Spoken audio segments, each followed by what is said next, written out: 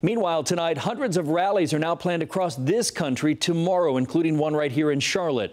Now, groups are protesting the Trump administration's zero-tolerance immigration policy, which they say leads to the separation of families crossing the border. NBC Charlotte's Ariel Placencia spoke to the event organizers, and she joins us now from First Ward Park with all the details about tomorrow's event.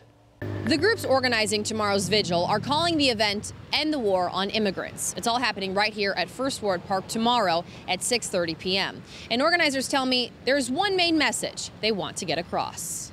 Families matter. What would any parent do to make sure that their children are fed? What would any parent do? Hector Vaca with Action NC is one of many event organizers. He tells me the vigil will last about 2 hours and will include dozens of speakers. A social worker talking about the psychological effect this has had on the children, an attorney talking about what are the legal ramifications of what's happening at the border. Meanwhile, in Washington, D.C., it is ridiculous to think that we have to choose between families staying together and securing our border and enforcing our laws. Republican lawmakers and the Trump administration continuing to defend their decision to tighten the borders. You mean, are we walking around making up laws? No, because we're not the Obama administration. We're actually trying to enforce the laws that are on the books. We want strong borders, and we want no crime. Again, the vigil begins at 6:30 p.m. right here, First Ward Park, and organizers are encouraging anybody interested in attending to bring signs and candles. In Uptown, I'm Ariel Placencia, NBC Charlotte. It's going to be a hot weekend. Thanks, Ariel.